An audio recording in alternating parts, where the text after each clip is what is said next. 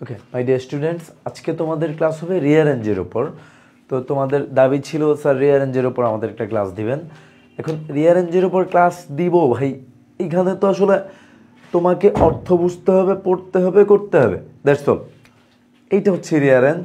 তো তারপরও তোমাদের হচ্ছে চাহিদার প্রেক্ষিতে আমরা বাধ্য রিঅ্যারেঞ্জের ক্লাস দিতে। That's why I have been appeared today for the class of rearrange. Okay, তো রিঅ্যারেঞ্জ স্পেশালি হচ্ছে দুই ধরনের। একটা হচ্ছে traditional, I mean historical,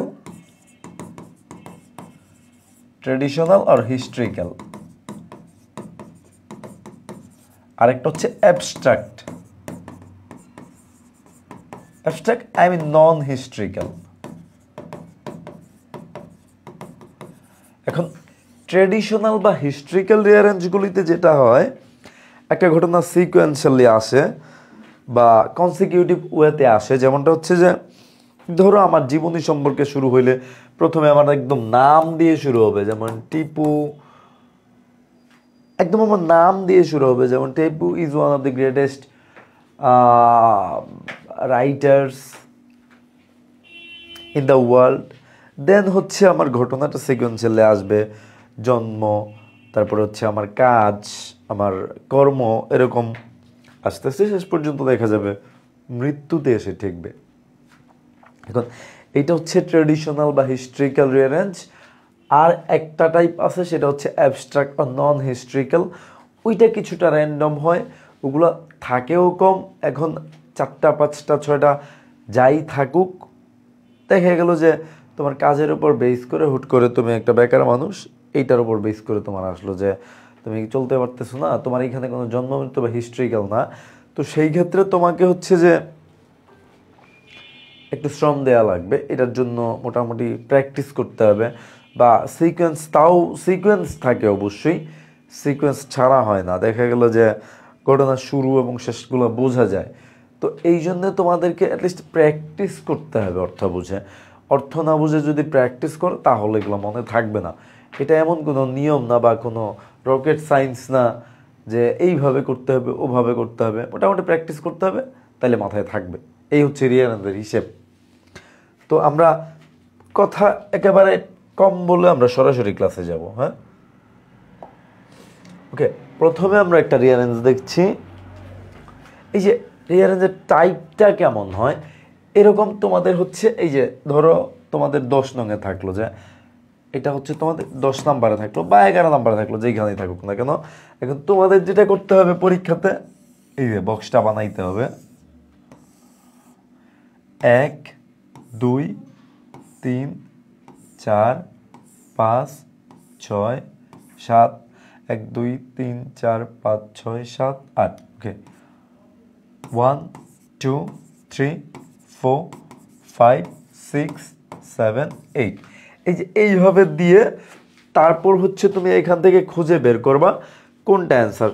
suppose ধরো এইটার ক্ষেত্রে প্রথম অ্যান্সারটা হচ্ছে সি, প্রথমে হচ্ছে সি, তারপর এইভাবে ধরো আগাবে, এগুলি সবগুলি পূরণ করবা, তোমার কাজ শেষ পরীক্ষার। তারপরে হচ্ছে এটা প্যারাগ্রাফের মতো জাস্ট বা সামারের মতো জাস্ট লিখে দিবা কোনটার পরে কোনটা। প্রথমে সি, এইভাবে লিখলাম, once upon a time, time there lived a young man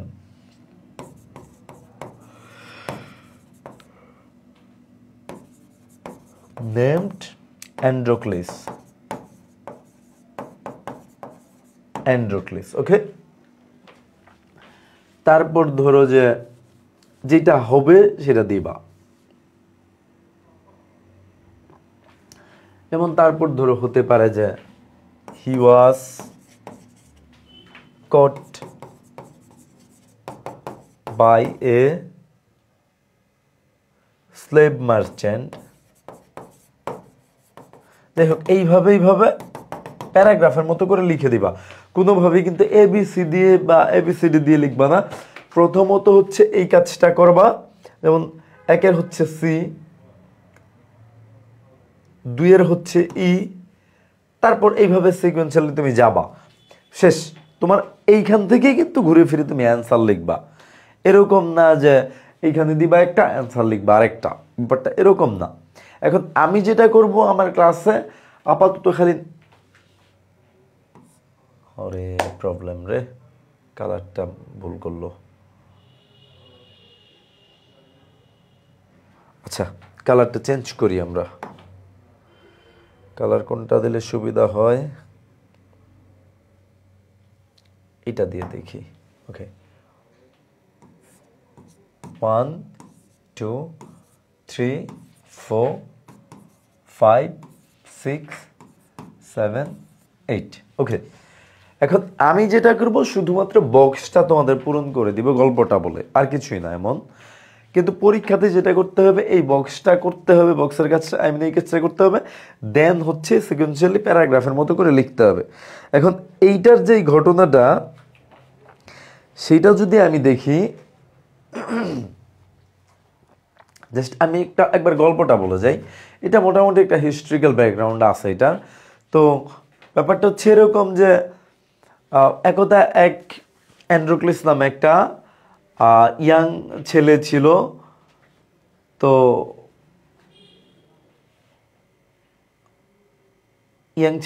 তো একদা হচ্ছে সে একটা দাস ব্যবসায়ীর কাছে ধরা পড়ছিল, এবং সে দাস ব্যবসায়ী হচ্ছে তাকে অন্য একটা দেশের ধনী লোকের কাছে বিক্রি করে দিয়েছিল।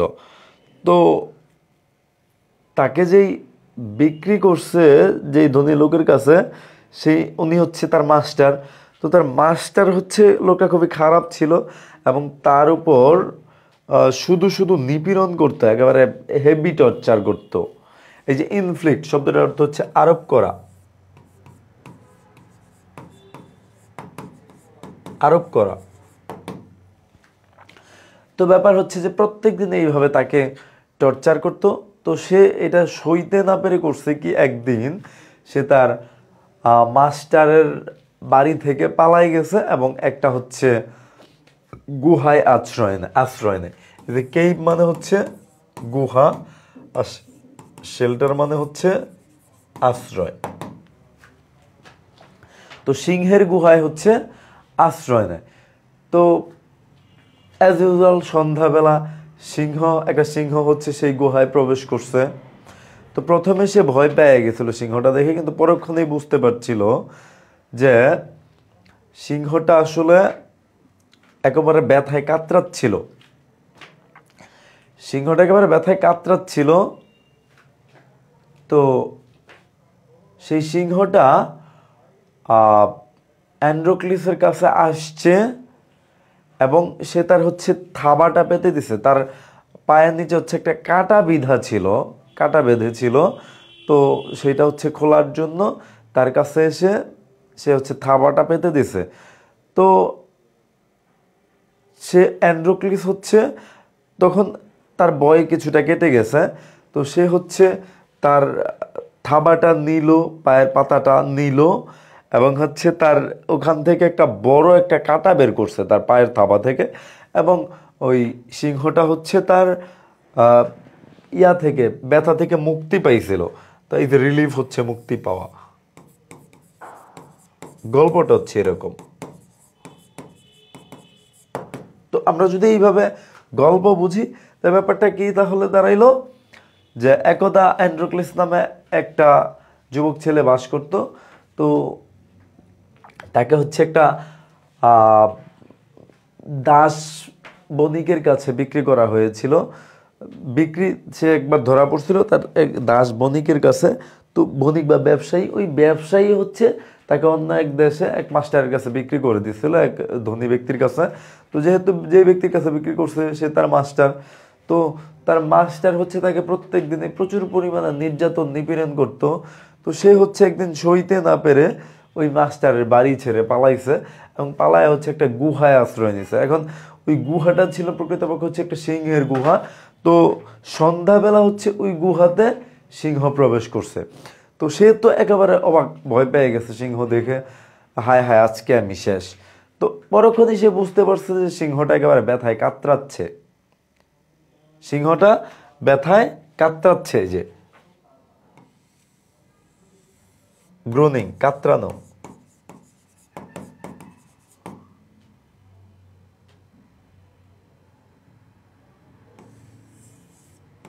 আক্রান্ত।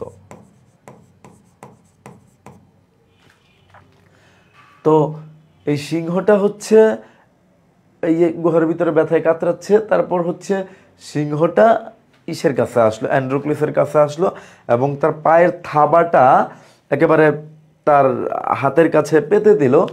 দেন হচ্ছে অ্যান্ড্রোক্লিসও ভয় কিছুটা কমে গেছে।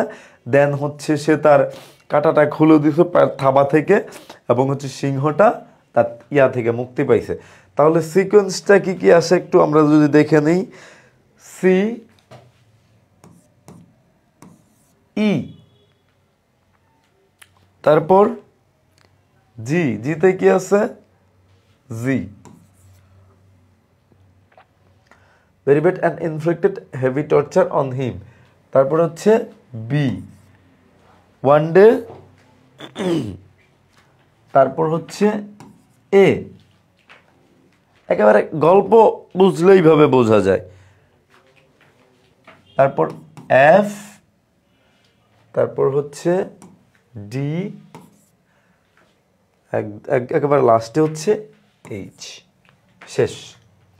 এই যে যখন আমি এই গল্পটা বুঝবো তখন এইটার কোনো বিষয়ই না, এরকম একেবারে ইজি হয়ে যায় কাজটা।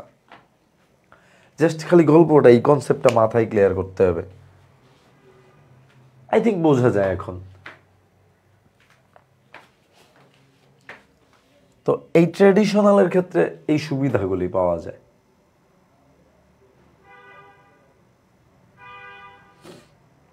এইটা তোমরা বাসায় করবা, আমি জাস্ট 7-8টা করে দেব। আচ্ছা, 1 2 3 4 5 6 7 8। এই যে এইটা হিস্ট্রিক্যাল না, বাট এইটারও কিছুটা ব্যাকগ্রাউন্ড আছে। এই যে এইটা কিন্তু হিস্ট্রিক্যাল কিছু না, এরকম।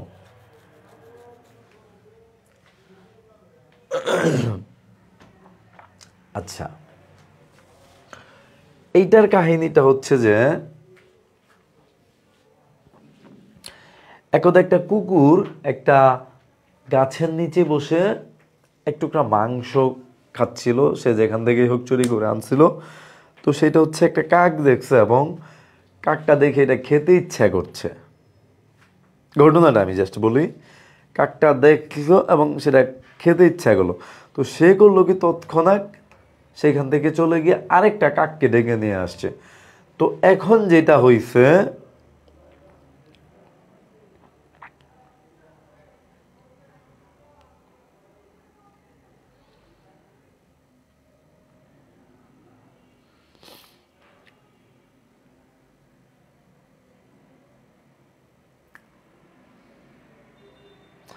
তো এখন দুইটা কাক মিলাই হচ্ছে ওই কুকুরের কাছে আসলো পরে। তো এর মধ্যে একজন করছে কি,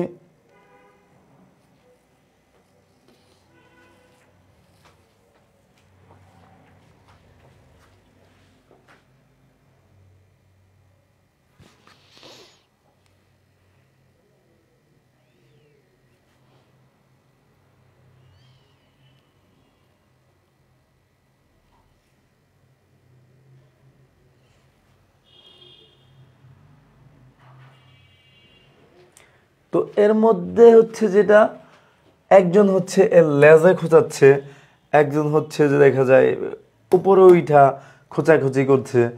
তো এতে করে হচ্ছে যেটা হইছে, কুকুরটা খুব বিরক্ত হয়ে গেছে। এই যে এইটা হচ্ছে খোঁচাখুচি করা, যে খোঁচানো।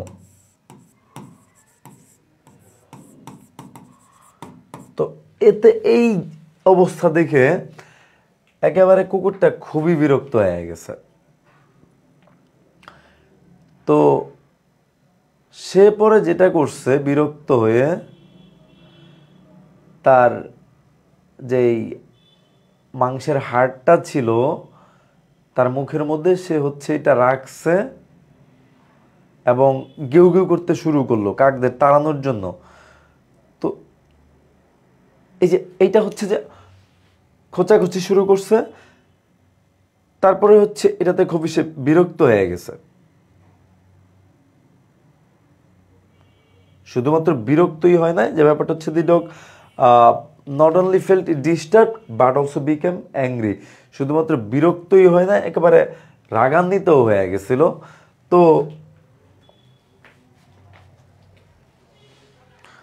তো সে হচ্ছে তারপর রাগান্বিত হয়ে করছে কি, সে হচ্ছে মাংসের টুকরাটা রাখলো এবং ঘেউ ঘেউ করতে শুরু করলো। এর ফাঁকে আর একটা কাক কষলো কি, মাংসের টুকরাটা নিয়ে চলে গেল উড়াল দিয়া। তাহলে দেখো ঘটনাটা কেমন হয়েছে। একটা কুকুর একটা গাছের নিচে বসে একটা মাংসের টুকরা নিয়ে খাচ্ছিল। তো সেটা হচ্ছে একটা কাক দেখছে এবং সেটা খাইতে ইচ্ছা করছে। বাস ভালো কথা, সে তৎক্ষণাৎ একেবারে উড়াল দিয়ে অন্য জায়গায় চলে গেছে এবং আরেকটা কাক নিয়ে আসছে। দুইজন হয়ে গেছে। তো দুইটাই হচ্ছে তার পাশে আসছে, তার কাছাকাছি আসছে। তো এর মধ্যে আইসা করছে কি, একজন ওর লেজে খোঁচাখুচি শুরু করছে। তো এই কাহিনীতে কুকুরটা খুব খালি যে বিরক্ত হয়েছে তাই না, রাগান্বিত হয়ে গেছে। তারপর যেটা করছে, রাগান্বিত হয়ে যে একটু ধাওয়া দিবে, ঘেউ ঘেউ করলে ভাবতেছে সে চলে যাবে, সে করছে কি ওই মাংসের টুকরাটা রাখছে নিচে এবং ঘেউ ঘেউ করা শুরু করলো। এর ফাঁক দিয়ে আরেক কাক এসে নিয়ে চলে গেল। শেষ ঘটনা। এই যে এইটুকু জাস্ট বুঝলে কাজ হয়ে যায়। তাহলে প্রথমে কি ডি, তারপর জি।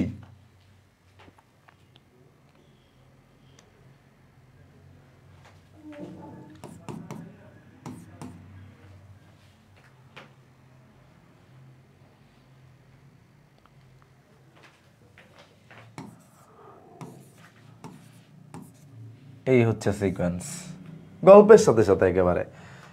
এই যে বার্ক মানে হচ্ছে ঘেউ ঘেউ করা, ঘেউ ঘেউ করা। এই প্যাকিং হচ্ছে খোঁচাখুচি করা।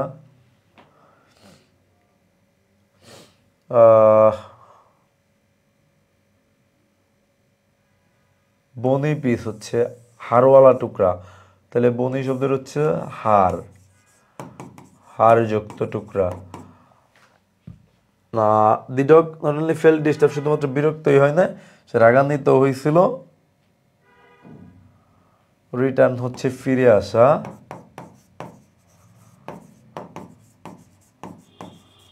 ফিরে আসা।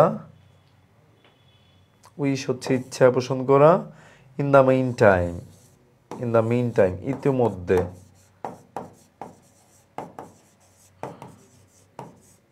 ইতিমধ্যে।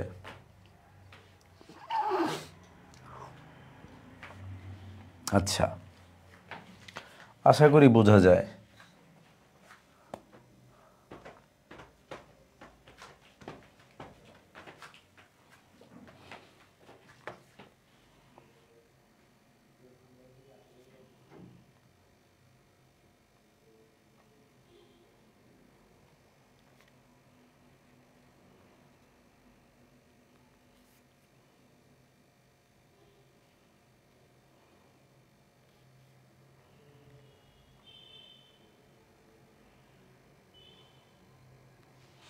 ওকে,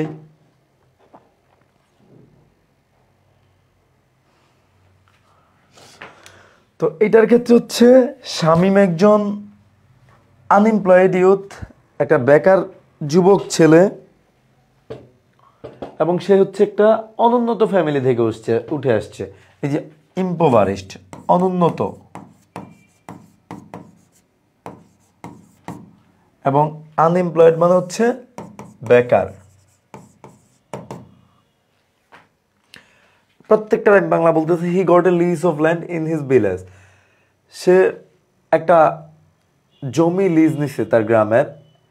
as a result his lot, এই লট মানে হচ্ছে ভাগ্য, ভাগ্য হ্যাজ চেঞ্জ রেডিক্যালি। রেডিক্যালি হচ্ছে দ্রুততার সাথে, দ্রুতভাবে বা দ্রুততার সাথে। ওকে,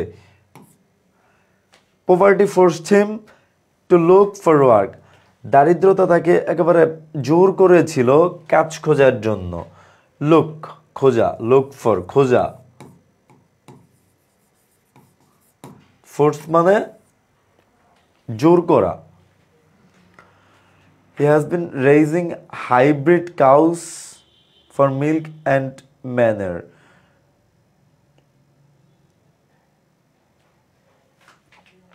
আচ্ছা, ম্যানুর শব্দের অর্থ কি?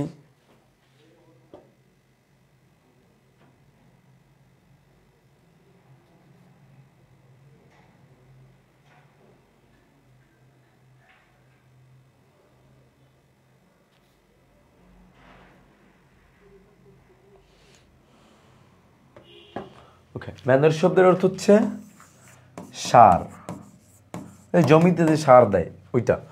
তো এটা আমি বলছি প্রথমেই। So he joined the training in vegetable cultivation, তাই সে সবজি চাষাবাদের প্রশিক্ষণে join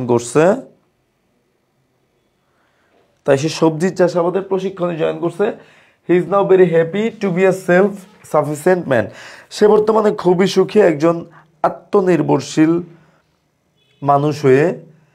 he applied his new and improve knowledge, সে প্রয়োগ করছে তার নতুন এবং উন্নত জ্ঞান ফর কাল্টিভেটিং ভেজিটেবলস, চাষাবাদ করার জন্য, সবজি চাষাবাদ করার জন্য।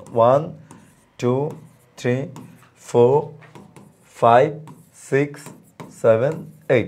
এখন তোমাকে বুঝতে হবে প্রথম নাম দিয়ে আছে, আর কোনোটা নাই নাম দিয়ে। তো Shamim was an unemployed youth of an impoverished family, সে অনুন্নত একটা ফ্যামিলি থেকে উঠে আসছে। তারপর কি? তারপর দারিদ্রতা তাকে হচ্ছে ফোর্স করছে কাজ খোঁজার জন্য। সি, তারপর কোনটা হবে? সো এই জন্য সে করছে কি? So he joined the training in vegetable cultivation, তাই সে শাকসবজির চাষাবাদের জন্য ট্রেনিংয়ে জয়েন করছে। He got a lease of land in his village, সে তার গ্রামের একটা জমি লিজ পাইছে। তারপর হি অ্যাপ্লাইড হিজ নিউ, এই যে লিজ পাওয়ার পর সে করছে কি? এই জমিটাতে সে তার নতুন চাষাবাদ পদ্ধতি হচ্ছে কি অ্যাপ্লাই করছে।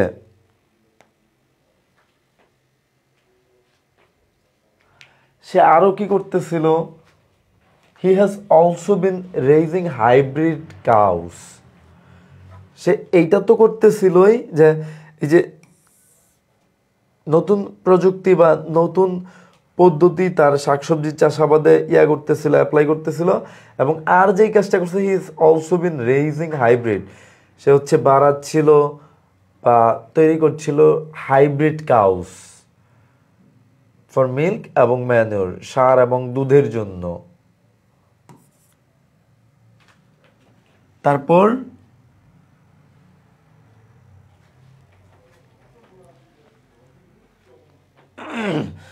হচ্ছে ফল আসছে, তার ভাগ্যের অনেক পরিবর্তন পাইছে খুব সহজেই।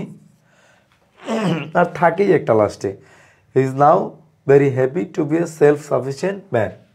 জি, এই যে এইটা তেমন কোনো ট্র্যাডিশনাল গল্প না, এটা অ্যাজ ইউজুয়াল একটা গল্প, জাস্ট তোমার মতো করে সাজাইতে হয়েছে।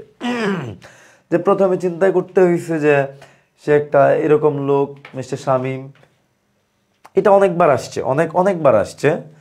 শামীম হচ্ছে একটা একটা বেকার যুবক এবং একটা অনুন্নত ফ্যামিলি থেকে উঠে এসছে। তো বোঝাই যায় অনুন্নত ফ্যামিলি যেহেতু, সেই ক্ষেত্রে পোভার্টি খুবই একটা ইম্পর্টেন্ট বিষয় বা করুণ বিষয়। পোভার্টি তাকে ফোর্স করছে কাজের জন্য। দেন হচ্ছে তাই সে করছে কি ভেজিটেবল কাল্টিভেশনে ট্রেনিংয়ে জয়েন করছে যেন সে কাজ করতে পারে। দেন হচ্ছে সে একটা জমি লিজ পাইছে তার গ্রামে, সেইখানে হচ্ছে সে তার নতুন চাষাবাদ পদ্ধতি অ্যাপ্লাই করছে ট্রেনিং নেওয়ার পর। দেন হচ্ছে সে গরু বাছুর আর কি, শঙ্কর জাতের গরু বাছুরও পালন করতেছিল। তার সার এবং দুধের জন্য। তো এর ফলে যেটা হয়েছে, তার ভাগ্য খুব সহজেই পরিবর্তন হয়ে গেছে এবং সে বর্তমানে একজন সেলফ সাফিসিয়েন্ট ম্যান, আত্মনির্ভরশীল মানুষ।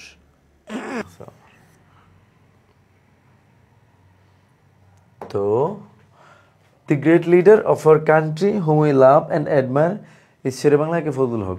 মহান নেতা যাকে আমরা অনেক ভালোবাসি এবং পছন্দ করি বা প্রশংসা করি, তিনি হচ্ছেন শেরেবাংলাকে ফজলুল হক। ওনার বাবা হচ্ছে his father Kazi Wajed Ali was a renowned pleader in the renowned pleader. Pleader হচ্ছে আইনজীবী। আইনজীবী ওনার বাবা কাজী ওয়াজেদ আলী হচ্ছে একজন বিখ্যাত আইনজীবী বরিশাল বারের। তো তিনি হচ্ছেন অসম্ভব মেধাবী ছিল ছেলেবেলা থেকেই। সি ওকে। তো একদিন হচ্ছে তিনি পড়াশোনা করছিলেন তার রিডিং রুমে বসে। ওনার রিডিং রুমে বসে উনি পড়াশোনা করছিলেন। তো ওনার বাবা হচ্ছে রিডিং রুমের পাশ দিয়ে হেঁটে যাচ্ছিল। His father was passing by. তো তিনি দেখছিলেন যে ফজলুল হক পড়ছিল এবং একটা করে পেজ ছিঁড়ে ফেলছিল। এটা সিতে ছিল। He so Fazlul Huq was reading his lesson and tearing of the pages of the book one after another. তো তৎক্ষণাৎ সে করলো কি, তার রুমে প্রবেশ করছে এবং ফজলুল হকের রুমে প্রবেশ করছে এবং জিজ্ঞেস করলো, কেন তুমি খেলা করতেছো কেন এই বই নিয়ে? তো ফজলুল হক তখন অ্যান্সার করছে যে আমি আসলে খেলছি না, আমি অলরেডি শেষ করে ফেলছি। এই হচ্ছে কাহিনী। একেবারে সিম্পল একটা ব্যাপার, খুবই সহজ। একবার ভুল করলে কিন্তু একটা বিশাল ঝামেলা একেবারে। ওকে, তারপর আমরা দেখি, এটা সহজ একটা ঘটনা ছিল। হ্যাঁ, ওকে, এইটা হচ্ছে নেপোলিয়ন বোনাপার্টের একটা কাহিনী। তো ঘটনাটা একটু ভালোভাবে বুঝো। নেপোলিয়ন বোনাপার্ট হচ্ছে ফ্রান্সের কিং ছিল, যিনি হচ্ছে অনেক দেশ জয় করছে।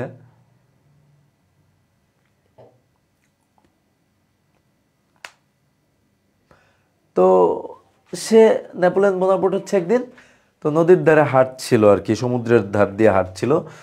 তো সে একটা চমৎকার জিনিস হুট করে দেখতে পাচ্ছে।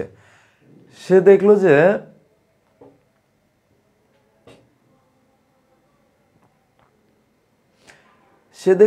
একটা ইংলিশ বয় হচ্ছে, তখন ফ্রান্স এবং ইংল্যান্ডের যুদ্ধ হয়েছে, তখন মেবি ফ্রান্স জয়লাভ করছে। তো ইংল্যান্ডের ওই ছেলে ফ্রান্সে আটকা পড়ছে। তো সে এই ইন্টারেস্টিং একটা জিনিস দেখতে পাচ্ছে, সেটা হচ্ছে একটা ইংরেজ ছেলে একটা ছোট্ট নৌকা তৈরি করতেছিল। তো তৎক্ষণাৎ সে জিজ্ঞেস করলো,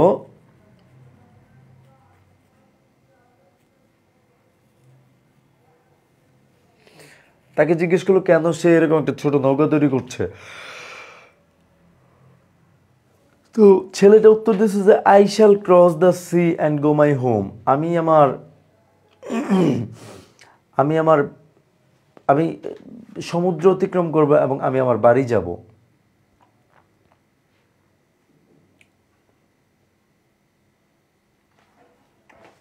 ওকে, এখন একটু নিজেরা করো ঘটনার দূরি।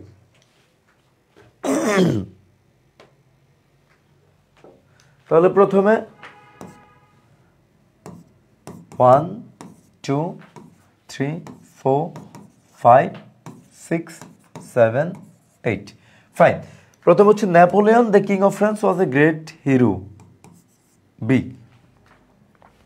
তাহলে সে অনেক যুদ্ধে জয়লাভ করছে ইউরোপের, এবং he many battles and conquered, জয়লাভ করছে মেনি কান্ট্রিজ অফ ইউরোপের অনেক দেশ জয়লাভ করছে। ডি, তো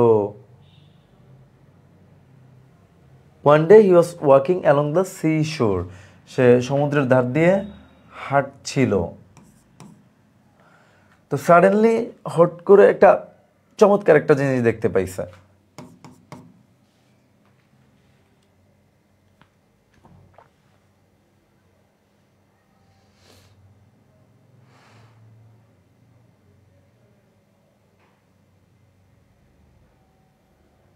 তো জিনিসটা কি ছিল? An English boy was making a small boat.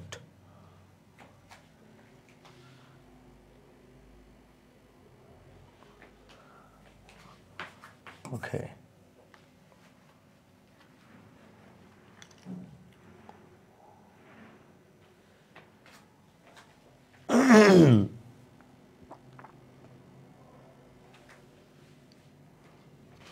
তো ছেলেটাকে হচ্ছে তার সামনে আনা হলো। তখন কিং জিজ্ঞেস করছে যে সে কেন আসলে এরকম একটা ছোট নৌকা তৈরি করছিল। তখন সে বলছিল আমি সমুদ্র পাড়ি দিব এবং আমি আমার দেশে যাব। ওকে, কোনটা?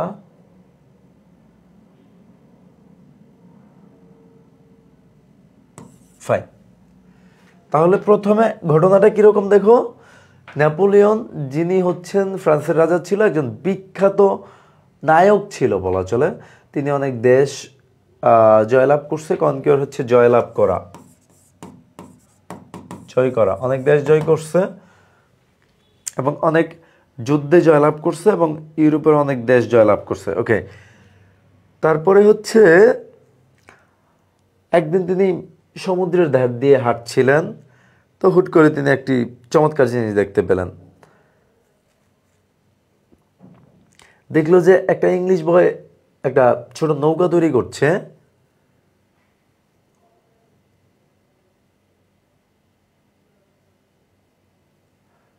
তো তখন হচ্ছে সেই ছেলেটাকে নেপোলিয়নের সামনে আনা হয়েছে। তখন নেপোলিয়ন জিজ্ঞেস করছে সামনে আনার পর যে কেন সে এটা তৈরি করছিল। তখন ছেলেটা উত্তর দিচ্ছে যে আমি আমার এই নৌকাতে করে আমি আমার দেশে যাব, দেশে পৌঁছবো।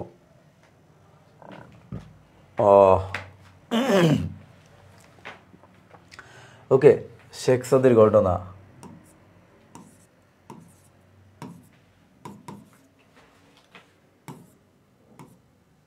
6, 7, 8। আচ্ছা, এই ঘটনাটা আমার মনে হয় তোমরা জানো।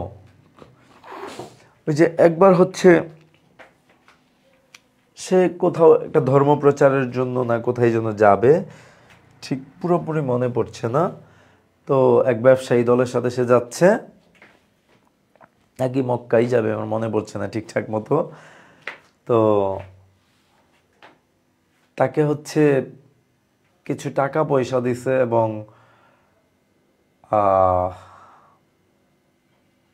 বাগদাদ যাচ্ছিল।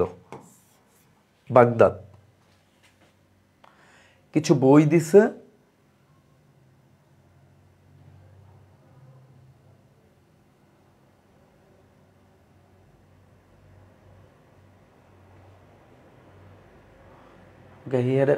তার মা হচ্ছে তাকে কিছু বই দিছে এবং কিছু টাকা পয়সা দিয়ে দিছে এই ভ্রমণের ক্ষেত্রে। তো যেতে যেতে ওই বণিক দলের সাথে 12 দিন খুব ভালোভাবে গেছে বিনা বাধায়। তো 13 দিনের মাথায় হচ্ছে ধরছে একটা ডাকাত দল ধরছে। তখনই যত বিপত্তির সম্মুখীন হয়েছে। তখন হচ্ছে যে ওই মার্চেন্টদের সাথে তো অনেক টাকা পয়সা ছিল, তাদের টাকা পয়সা নিয়ে নিছে এবং সেখানে শেখ সাদি নিজে থেকেই বলতেছে যে আমার কাছে এই টাকাগুলি আছে এবং এই বই আছে। তখন সে নিজেই সেদের দিচ্ছে। তো টাকাগুলি দিচ্ছে এবং বইগুলি দিচ্ছে এবং বলছে যে বইগুলি আপনাদের খুব কাজে আসবে, নিয়ে যান। এবং টাকাগুলি অনেক নিজে থেকেই সাথে দিয়ে দিচ্ছে। তখন ডাকাত দল অবাক হয়ে গেছে যে ব্যাপারটা কি, কেউ তো বলে না এরকমভাবে যে কারোর সাথে টাকা আছে। তখন ওই ডাকাত দল ওদের ভুল বুঝতে পারছে যে আসলে ভালো মানুষ হইলে সৎসঙ্গে স্বর্গবাস, অসৎসঙ্গে সর্বনাশ একটা কথা আছে, সেই বিষয়টা আসলে এখানে কাজ করছে। ওকে, আমরা এখন একটু দেখে নেই।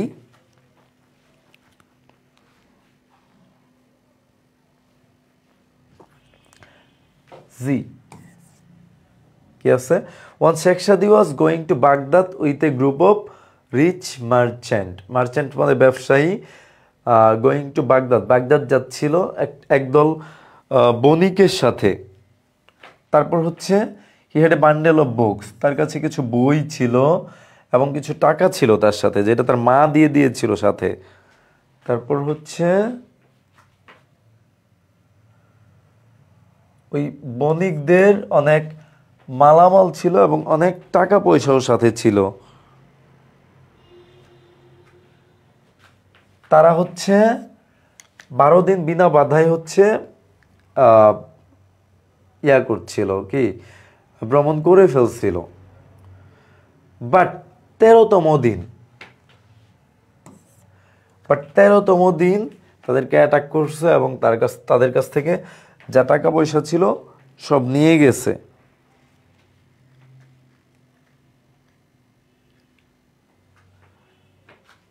এবং তারপরে যেটা হয়েছে, ওইখানের যে ডাকাত দলের সর্দার শেখ সাদির কাছে আসছে এবং তাকে অর্ডার করছে সব কিছু দিয়ে দিতে, যা আছে।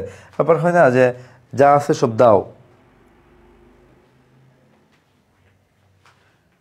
তো শেখ সাদিও সেই কাজ, তার কাছে যা ছিল একেবারে দেওয়া শুরু করছে, কোনো প্রকার ডর ভয় না রেখে। তারপর থাকেই আনসার একটা, আর তো কোনোটা নাই। ঘটনাটা অনেক সুন্দর আসলে। Sadi then said, I hope that you will make the good use of this book. এই বইয়ের ভালো ঠিকঠাক মতো ব্যবহার করবেন। Okay, penicillin 1 2 3 4 5 6 7 8।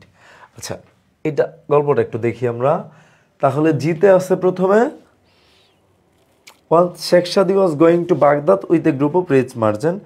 শেখ সাদি কিছু ধনী বণিকদের সাথে বাগদাদের উদ্দেশ্যে যাচ্ছিল। তো তার কাছে কিছু বই ছিল এবং কিছু টাকা ছিল, অল্প কিছু। তো এই যে বণিকরা তো সাথে ছিল, তাদের কাছে প্রচুর পরিমাণে মালামাল ছিল এবং প্রচুর পরিমাণে টাকা পয়সাও ছিল। তো তারা হচ্ছে 12 দিন বিনা বাধাই যাচ্ছিল। 13তম দিনের বেলায় হচ্ছে একদল ডাকাত তাদেরকে ধরছে এবং ওই বণিকদের কাছ থেকে সব টাকা পয়সা নিয়ে গেছিল। তো সেইখানে হচ্ছে যে সবার থেকে নেয়ার পর হচ্ছে শেখ সাদির পালা, ওর কাছ থেকেও সব কিছু নেয়ার জন্য বলল। তো তখন হয়েছে কি, যেটা শেখ সাদি বইটই সব দেওয়া শুরু করছে এবং টাকা পয়সা কোনো রকম ভয় কাজ করে না, সে দিচ্ছিল। এবং শেষে মজার বলছে, সে বলতেছে এই যে এইগুলি আশা করি তোমাদের ভালো কাজে দিবে। বই দিয়ে বলতেছে যে সাদিদান said, I hope that you will make the good use of this books. এই বইগুলোর ভালো ব্যবহার করবেন।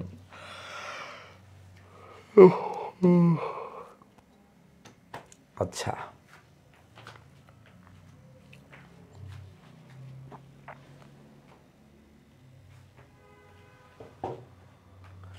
ওকে, এটা হচ্ছে পেনিসিলিন নিয়ে। এই যে পেনিসিলিন রবার্ট আলেকজান্ডার ফ্লেমিং আবিষ্কার করছে।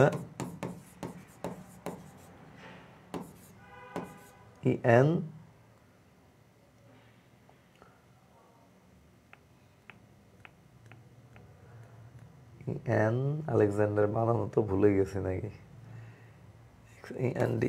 আলেকজান্ডার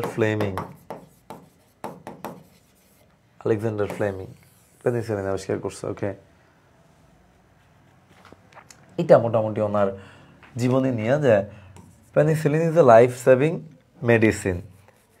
তারপর এটা হচ্ছে কার দ্বারা আবিষ্কার হয়েছে, it was discovered by Alexander Fleming. তো এখন এই যে আলেকজান্ডার ফ্লেমিং এর জন্ম কত সালে? He was born into a poor family in Scotland. তিনি হচ্ছে স্কটল্যান্ডের এক দরিদ্র পরিবারে জন্মগ্রহণ করেন।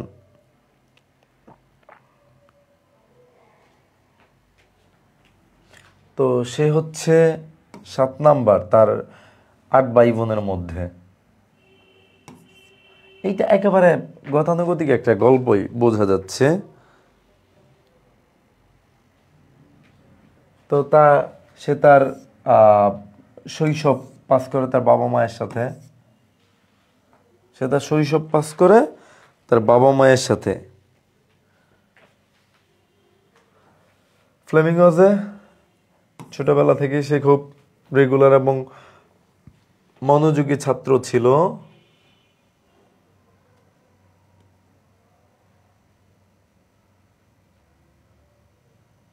তো বোঝাই যাচ্ছে সে কোনোদিন অ্যাবসেন্ট হয় নাই। এটা একটু ওভারল্যাপ হয়, দেখা গেল এইচটা এফে যাবে, এফটা সরি এইচটা ইতে যাবে, ইটা এইচতে যাবে, এরকম হতে পারে। তো he was never absent from school up to the age of 12। 12 বছর পর্যন্ত সে কোনোদিন স্কুলে অনুপস্থিত থাকে নাই। তো he was sent to London at the age of 14 for higher study. Higher স্টাডিজের জন্য তাকে পরবর্তীতে লন্ডনে পাঠানো হয়েছে। একেবারে গতানুগতিক একটা গল্প, বেশি কিছুই নেই এখানে। এটা হচ্ছে two friends and a bear. Two friends and a bear. গল্পটা তোমরা অনেক পড়ছো। সৎসঙ্গে স্বর্গবাস, অসৎসঙ্গে সর্বনাশ, অথবা সুসময়ে বন্ধু বটে অনেকেই হয়, অসময়ে হায় হায় কেউ কারণ হয়। এটা হচ্ছে কাহিনীটা। তো প্রথমে হচ্ছে গল্পটা হচ্ছে এরকম যে একদা দুই বন্ধু বনের ধারে হেঁটে যাচ্ছিল, বনের মধ্য দিয়ে। তো তারা একে অপরের ভালো লাগা খারাপ লাগা নিয়ে কথা বলছিল। তো হুট করে তাদের সামনে একটা ভাল্লুক আসছে। তো এক বন্ধু হচ্ছে দৌড়ে যায়, গাছ উঠে গেছে। আরেক বন্ধু কি করবে সে বুঝতেছিল না। তখন বাধ্য হয়ে আর কি করা, সে হচ্ছে মরার ভান করছে। তো ভালুকটা যে আসছে ওকে হচ্ছে শুষে দেখছে যে আসলে জীবিত কিনা। তো ভালুকরা আবার মরা মানুষকে বা মরা কিছুকে অ্যাটাক করে না, এরকম একটা কিছু আছে। তো সে হচ্ছে শুয়ে আছে, গাছে উঠতে পারে না। এখন করবে কি সে, মানে কিছু করার নাই, এখন বাঁচার জন্য সর্বশেষ চেষ্টা আর কি। একটা ব্যাপার থাকে না, যতক্ষণ শ্বাস ততক্ষণ আস, বা যতক্ষণ আস ততক্ষণ শ্বাস। হ্যাঁ, আশা যতক্ষণ বা শ্বাস যতক্ষণ শ্বাস ততক্ষণ আস। যাই হোক, সে হচ্ছে মরার ভান করছে এবং তারপর আসছে তার নাক, তারপর হচ্ছে তার ফেস শুষে গেছে। পরে মনে হয়েছিল যে এটা মরা। তো মরা হইলে তো আর এমন কিছু করার নাই, সে চলে গেছিল ভাল্লুকটা মরা ধরে। তো চলে যাওয়ার পরে যেই বন্ধুটা হচ্ছে গাছে উঠছিল সে হচ্ছে নেমে এসে জিজ্ঞেস করতেছে যে কি বলছে। তখন হচ্ছে সেকেন্ড বন্ধুটা, যেটা মরার ভান করেছিল, তখন বলছে যে বন্ধু বিপদের সময় ত্যাগ করে বন্ধুকে রেখে তার সাথে না থাকাই ভালো, ভাল্লুকটা এটা বলে গেছে। এই হচ্ছে মূল ঘটনাটা আসলে, এখানে আর এমন কিছুই নাই। তো প্রথমে দেখি ডি 2 3 4 5 6 7 8। প্রথমে হচ্ছে D. Once upon a time, two friends are passing through a forest. They're talking about each other, love for each other, age.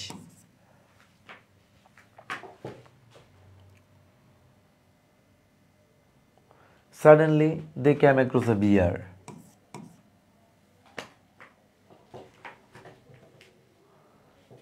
তারপর জিতে প্রথম বন্ধু, the first friend climbed up a tree, but the latter couldn't climb.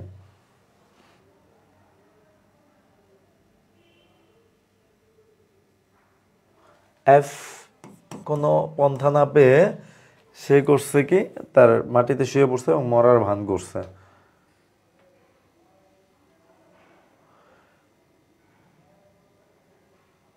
তো সেই ভালুকটা হচ্ছে তার আইসা নাক মুখ শুষে দেখছে, ভাবছে মৃত।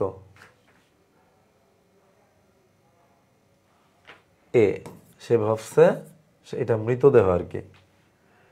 দেন দি বিয়ার ওয়েন্ট অ্যাওয়ে, এটা চলে গেছে। পরবর্তী কাহিনী আর তোমাদের এখানে অ্যাড করা হয় নাই।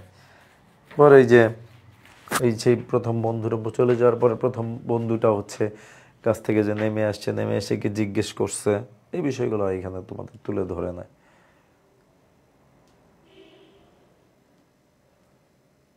জন কিটস,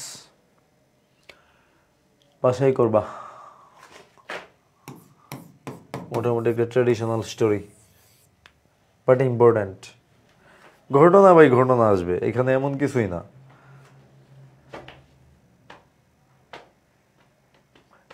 প্রথমে হচ্ছে John Keats was born on October এত, he was the eldest son of his parents। যাই হোক এইভাবে আর কি আগাবে, মোটামুটি তারিখ পর্যন্ত দেয়া আছে, এটা হচ্ছে সুবিধা। তো এটা একটু করে নিবা দয়া করে।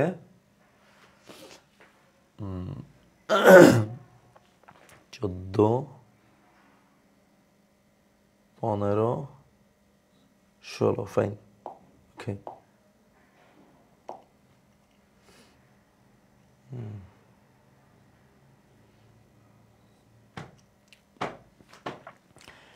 এটা হচ্ছে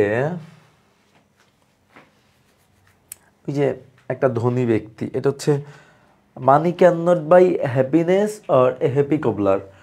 একটা লোক হচ্ছে জুতা সেলাই করতো, তো সে জুতা সেলাই করে আসলে, কবলার মানে হচ্ছে মুচি, একটা মুচি জুতা সেলাই করতো, তো জুতাই সেলাই করে হচ্ছে সে সুখে ছিল আসলে।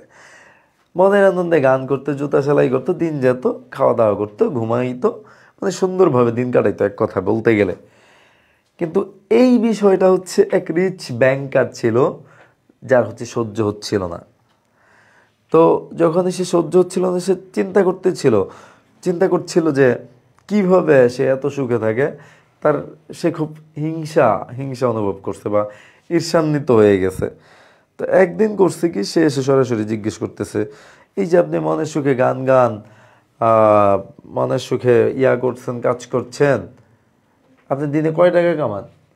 তখন ওই কবলারটা হচ্ছে অ্যান্সার করছে যে আমি যাই কামাই, I never count in that way, but I am leading A happy life. তখন হচ্ছে মনের মধ্যে একদম বিষ বাষ্প ঢেলে দিছে যে ধরেন আপনার ওয়াইফ অসুস্থ হয়ে গেল বা আপনি অসুস্থ হয়ে গেলেন, তখন খাবেন কি, চিকিৎসা করবেন কিভাবে? তখন বোঝা যাবে। যাই হোক, তারপরও কানে নিল না, কিন্তু বারবার একই বিষয় বোঝানোর চেষ্টা করতেছে।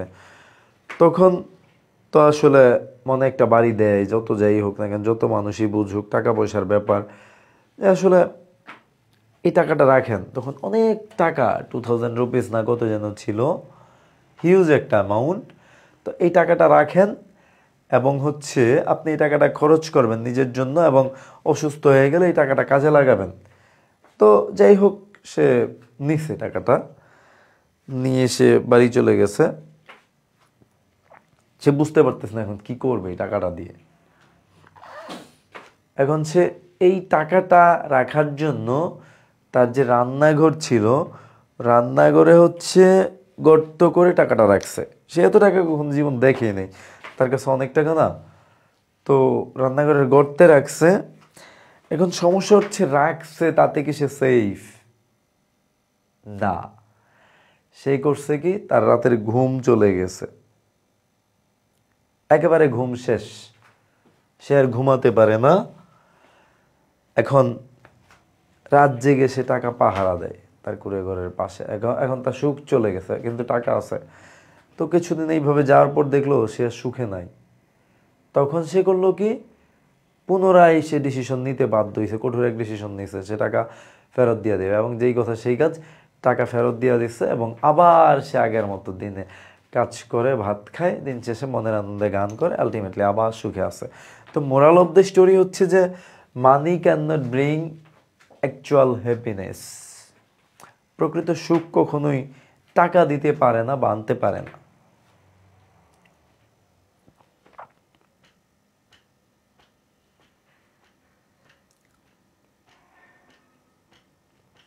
ওকে, প্রথমে F, 1 2 3 4 5 6 7 8, fine. F, a rich man went to a farmer with 50,000 টাকা, huge amount of money, in a bank.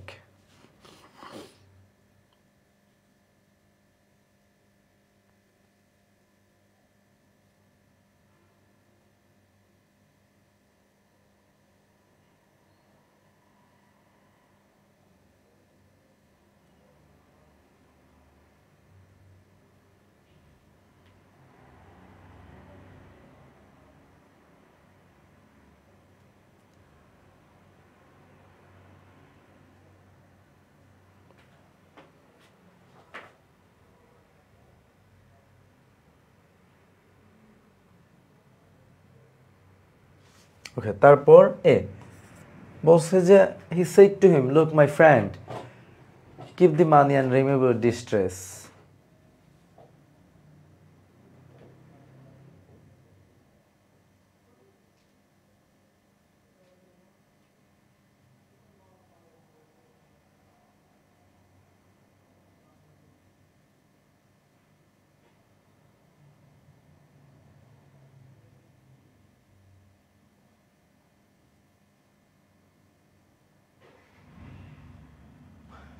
So now a new thinking took hold of the farmer. এখন একটা নতুন চিন্তা আসছে তার মধ্যে,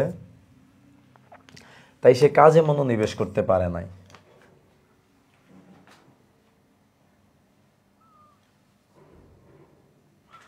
ইতে he dug a hole in his cap and kept them there. This thought kept him awake and asleep fled away at night. কিন্তু সে আর ঘুমাইতে পারছে না। জি, সে সর্বদা ভাবতো যে তার টাকা জানি কখন চুরি হয়ে যায়। তো সে এইভাবে আস্তে আস্তে বুঝতে পারলো যে তার টাকা আছে কিন্তু সুখ নাই। শেষ। সিম্পল একেবারে, খুবই মজার। ওকে,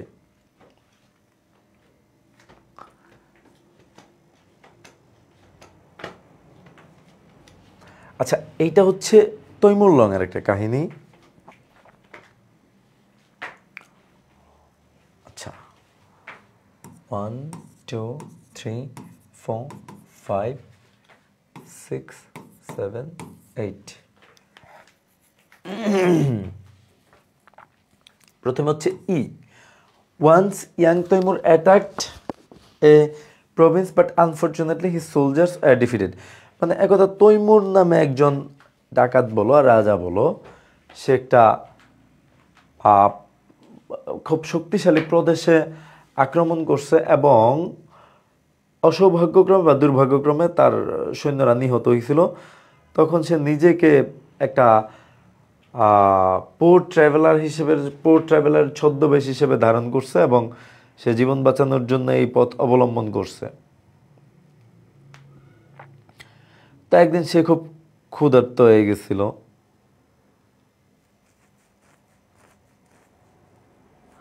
তখন সে এক মহিলাকে জিজ্ঞেস করছে যে তাকে কিছু খাবার দিবে কিনা। তো মহিলাটা তার প্রতি করুণা হয়েছে এবং তাকে কিছু খাবার দিছে। সে খাবার পাই একেবারে পাগল হয়ে গেছে। তো খাবারটাও ছিল মোটামুটি গরম। সে করছে কি, খুব দ্রুততার সাথে একেবারে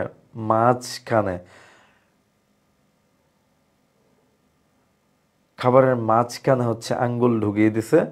তো তারপর দেখা গেল যে তার আঙ্গুলটা একেবারে পুড়ে গেছে। এই হচ্ছে ঘটনা। তো এটার মজার ব্যাপারটা হচ্ছে যে তৈমুর কিন্তু অ্যাটাকটাও করছিল একেবারে মাঝখানে প্রদেশের, আসলে না সাইড থেকে করবে। তখন ওই মহিলাটাও বুঝতে পারছে এটা সেই লোকই, কারণ মানুষ সাইড থেকে আগে খেয়ে যায় তারপরে মাঝখানে যায়। আর না, ও করছিল কি, আক্রমণ যেমন মাঝখানে করছে, খাবারও খাইছে সেই মাঝখান থেকে। তখন সে আসলে ধরা পড়ছিল এই মহিলার হাতে, যদি মহিলা বাঁচাই দিছে ওনাকে। ওকে, ইতে once young Timur attacked a province but unfortunately his soldiers are all killed. সবাই মারা গেছিল। বি, then he disguised, ছদ্মবেশ ধারণ করা, himself as a poor traveler, একটা পরিব্রাজকের ছদ্মবেশ ধারণ করছে, দরিদ্র, and supported him by begging, এবং সে তাকে করছে, বেগিং এর মাধ্যমে তাকে সাপোর্ট করছিল, মানে ভিক্ষাবৃত্তি করে জীবন ধারণ করছিল। ওকে, জি। তো একদিন সে হচ্ছে খুব ক্ষুধার্ত হয়ে গেছিল এবং খাবার কিছু পায় নাই। তো তখন সে একটা বাড়িতে আসছে এবং এসে জিজ্ঞেস করছে একটা মহিলাকে তার কিছু খাবার দিবে কিনা। তো ওই মহিলাটার খুব করুণা হয়েছে এবং তার জন্য খুব দ্রুত এক ডিশ খাবার নিয়ে আসছে।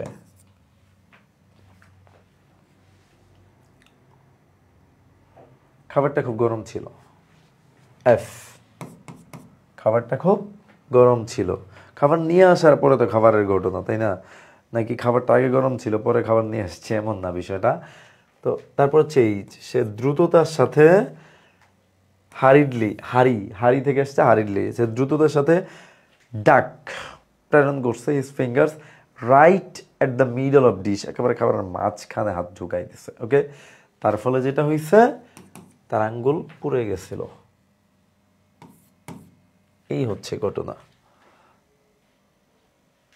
এটা লাস্ট ওয়ান, খুবই কমন, এটা একেবারে খুবই কমন। এটা কোনো ট্রেডিশনাল স্টোরি না, বুঝতে হবে।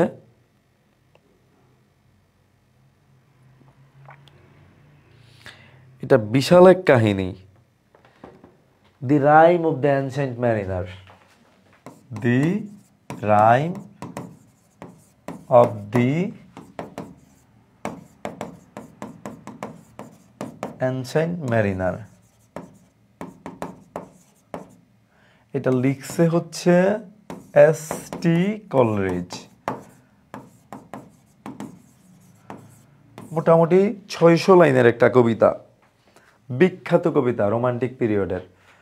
যারা যদি কেউ ভবিষ্যতে ইংরেজি সাহিত্য নিয়ে পড়াশোনা করো, এই কবিতাটার নাম শুনবা, the rime of the ancient mariner. Okay, একবার হচ্ছে সমুদ্র ভ্রমণে গেছিল, খুব সুন্দর আবহাওয়া, কিছু নাবিকরা। তো সেখানে হচ্ছে একটা অ্যালবাট্রস পাখি দেখতে পাচ্ছে, সামুদ্রিক পাখি একদম। ওই পাখিটা হচ্ছে আমার এখন শরীরের গা কাটা দিয়ে উঠছে, গল্পটার কথা মনে পড়ে আমার। যাই হোক, বিস্তারিত বলছি না। তো পাখিটা হচ্ছে মানে হচ্ছে শান্তির প্রতীক অনেকটা বলতে হয়।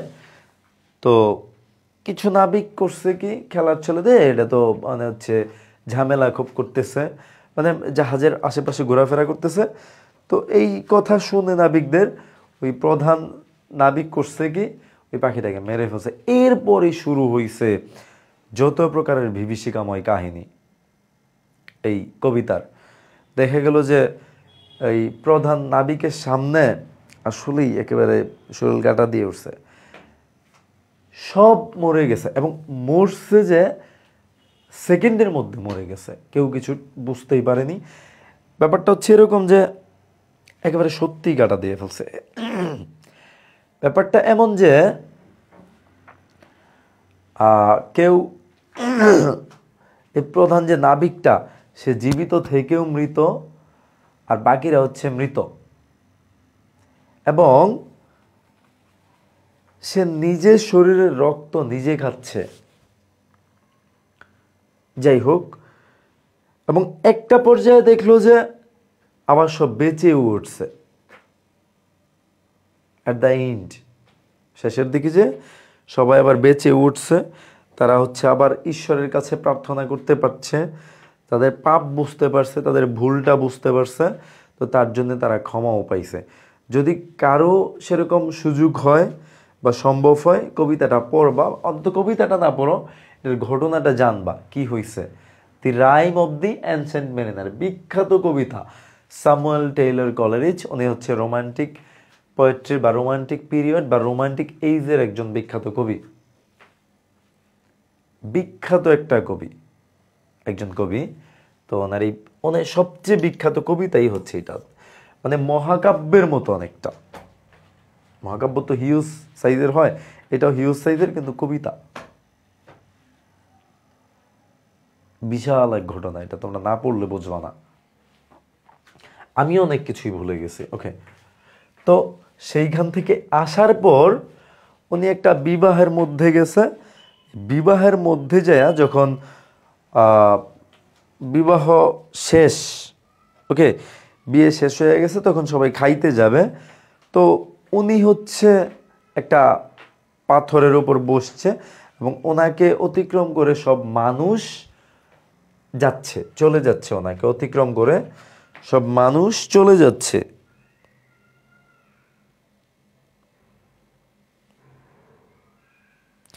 তো তার মধ্যে ছিল একটা একেবারে অদ্ভুত এক ধরনের পাগলের মতো একটা অবস্থা, চেহারা।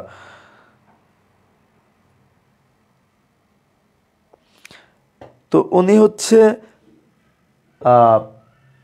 বলতে লাগলো আর কি ব্যাপারটা, যে তার লাস্ট জার্নি যেটা ঘটছে, লোকটা বলল তার সর্বশেষ জার্নিতে কি ঘটছে।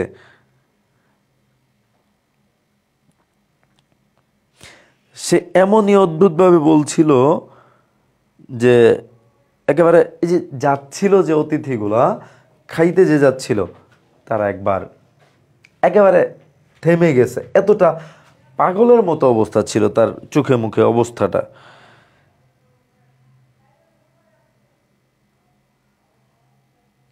তারপর শুরু করছে মাত্র এইখানে ঘটনাটা, there was a ship, the sailor began.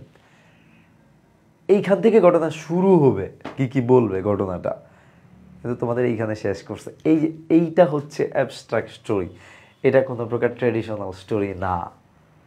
তো এরকম 5টা 10টা থাকবে, এগুলি তোমাদের পড়তে হবে, কিছু করার নাই, কিচ্ছু করার নাই। ওকে, দেখি আমরা 1 2 3 4 5 6 7 8। আমি মোটামুটি বলছি, এখন তোমরা চাইলে এটা করে চালাই যেতে পারো। এখন এমন হচ্ছে, the marriage ceremony was over and the guests were all going to the feast. শেষ হয়ে গেছে ম্যারেজ সেরিমনি এবং সকল অতিথি হচ্ছে খেতে যাচ্ছিল।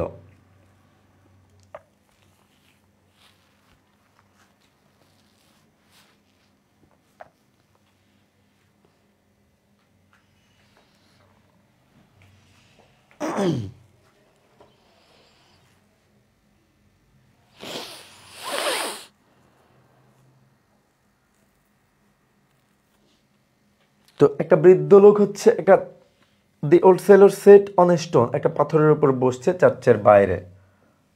এফ,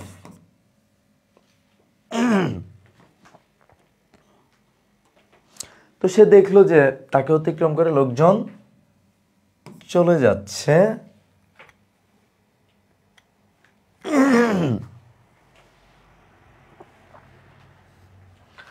তো তার মধ্যে হচ্ছে কি ছিল, একটা স্ট্রেঞ্জ লোক, অদ্ভুত একটা চেহারা ছিল তার চোখে মুখে।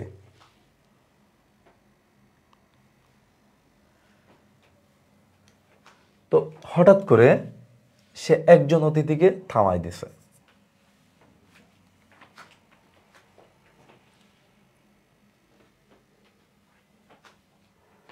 তো তাকে হচ্ছে বলল তার ঘটনাটা, লাস্ট জার্নিতে কি ঘটছে সমুদ্রের মাঝে।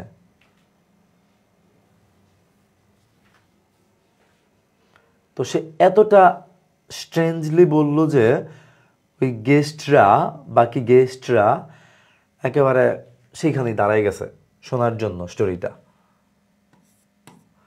তারপর শুরু, there was a ship, the old sailor began. That's all. That's all for Ryan's class for today.